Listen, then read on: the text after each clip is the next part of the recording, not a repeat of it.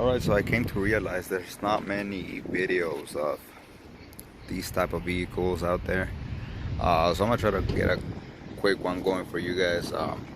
I'm changing the fuel pump on a 2000 Dodge RamVan 1500. The one with the 5.2 liter engine. And really quick, the first thing that you want to do is unplug the battery. I raised the car just a little bit, just so I have a little more space to play with. Down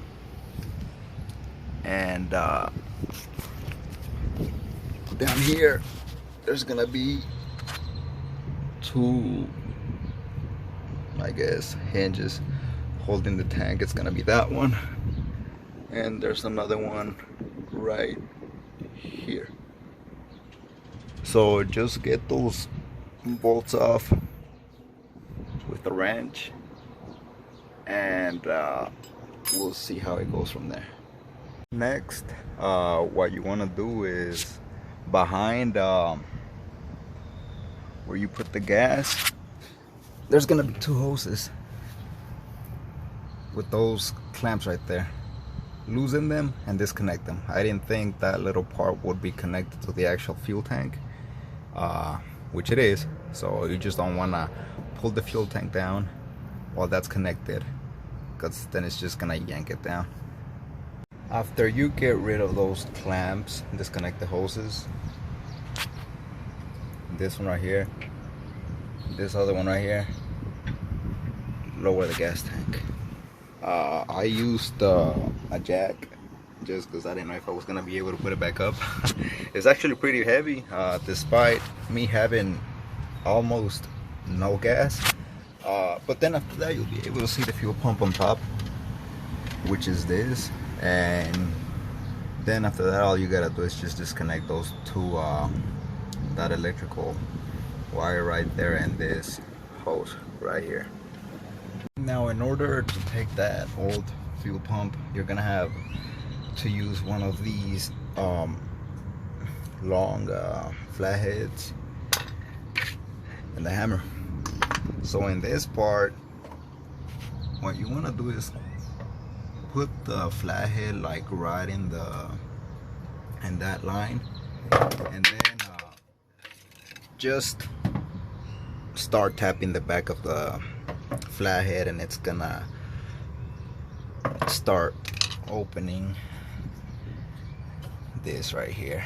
So the more you hit it, the more it's gonna go that way, and then eventually, hopefully, come out. Okay, so luckily it did come out.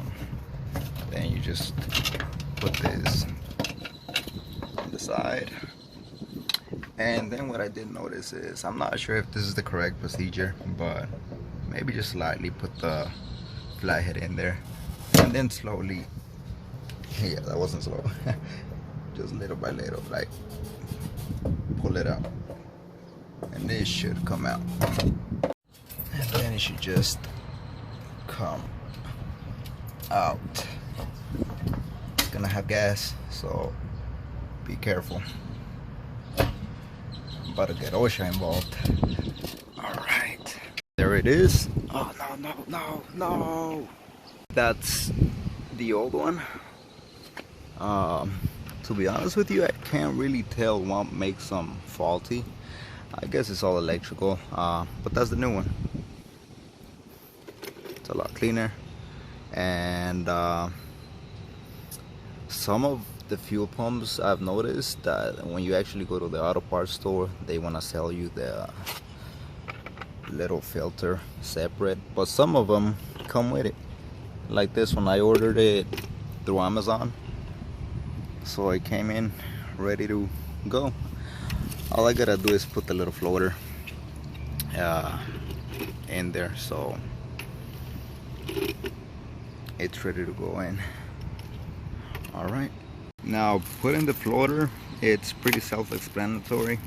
I mean, all you gotta do is just look at the old one and do the same thing.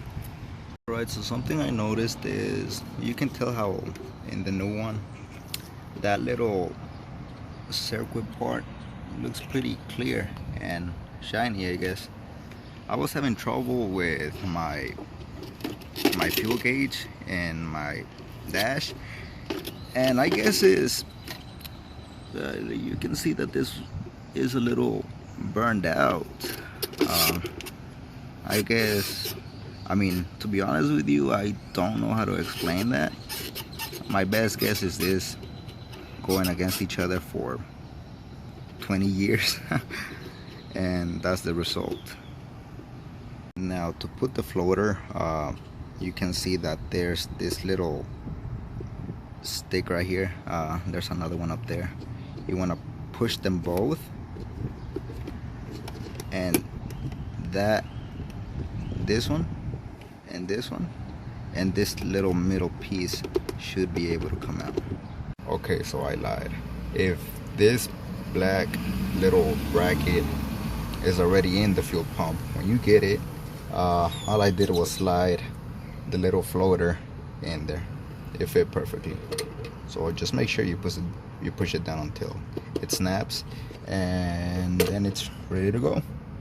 Something I noticed, even though my dashboard says that I'm pretty empty, this gas tank is pretty full. I guess that was due to the damage the floater had.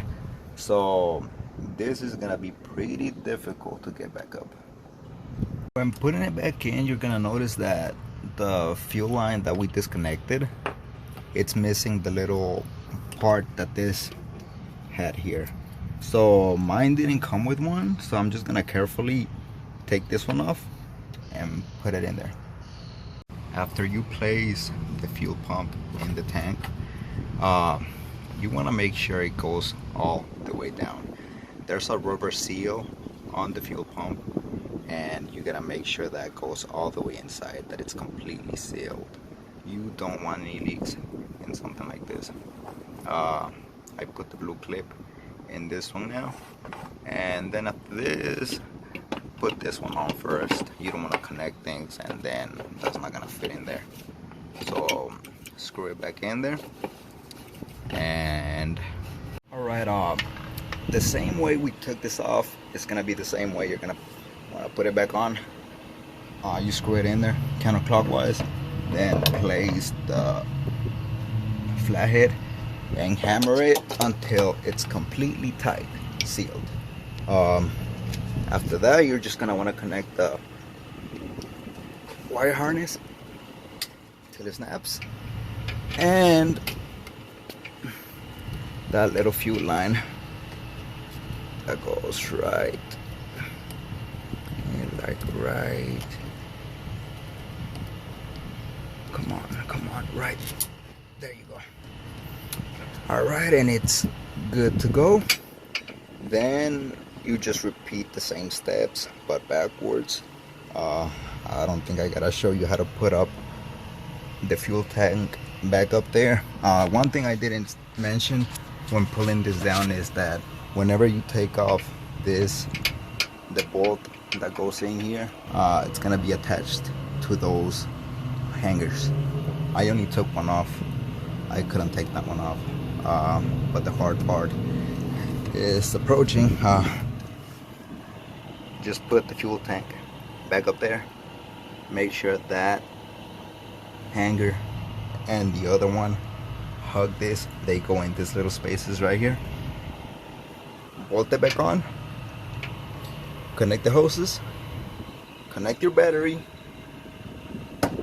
And put your car on the on position maybe like 3 times, and then start off the car. I usually don't see many videos like this, so I try to make it short and simple. As you can see, I could do this without expensive tools. Yes, it was hard, but we got it done. Alright, I hope you guys enjoyed the video.